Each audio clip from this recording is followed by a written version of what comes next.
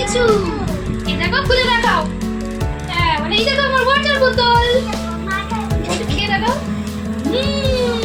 দেখো এবার tiffin box. এই দেখো টিফিন বক্স। এবার স্কুল ব্যাগ। দেখো স্কুল ব্যাগ। মা এতে বই ভরে দেবে। হ্যাঁ এবার স্কুলের জামা, সক্স দেখাও।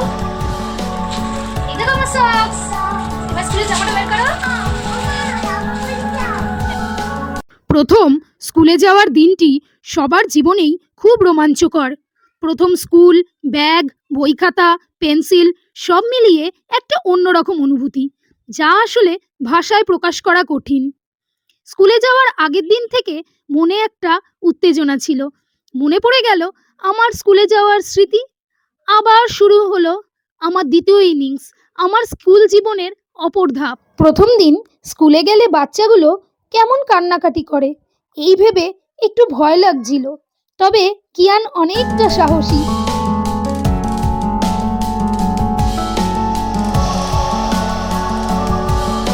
তো বন্ধুরা, কিয়ান তো রেডি হয়ে গেছে, এবার আমার পালা রেডি হবার।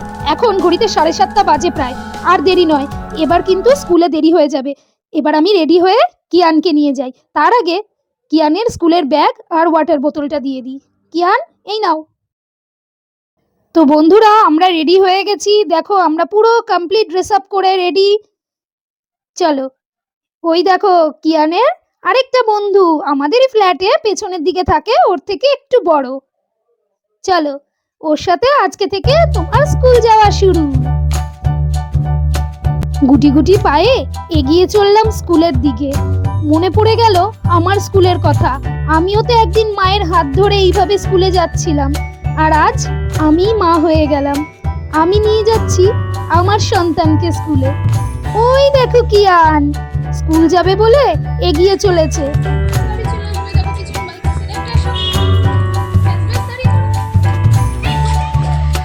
এই তো আমরা চলে এসেছি।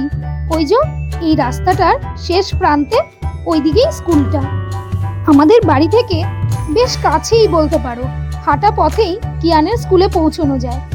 দেখো রাস্তায় চলতে চলতে ওর কত দুষ্টুমি, একবার পাখি দেখছে, একবার গাড়ি দেখছে। জানি না এরপরে কিভাবে যে ওকে রাস্তায় এইভাবে নিয়ে আসবো, সে ভগবান ছাড়া আর কেউ বলতে পারবে না।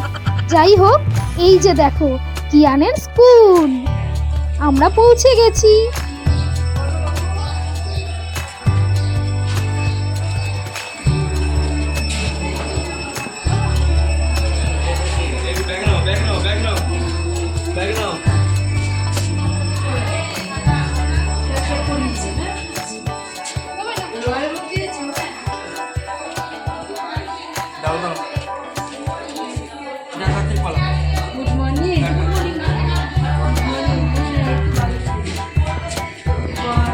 আমি একটু দূরে সরে গেলেও ওর বাবা কিন্তু স্কুলের গেটের সামনেই দাঁড়িয়েছিল।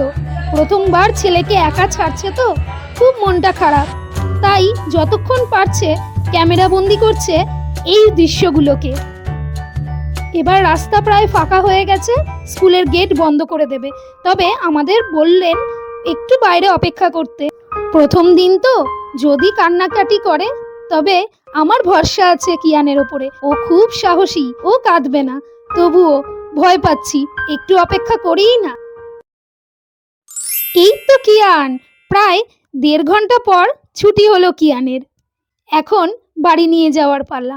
আর ওই যে কিয়ানের ম্যাম। আজ তো বাড়ি ফিরে এলাম, কাল থেকে আবার স্কুল। অনেক ব্যস্ত জীবন কিয়ানের সাথে আমারও। তাই বন্ধুরা, তোমরা কিন্তু আমাদের পাশে থেকো, দেখতে থেকো কিয়ান স্কিন কিন। আমাদের জীবনের প্রতিটা গুরুত্বপূর্ণ দিন এবং আনন্দের দিনের তোমরা সাক্ষী থেকো, আমাদের পাশে থেকো, সাপোর্ট করো আমাদের। টাটা, আজ আসি।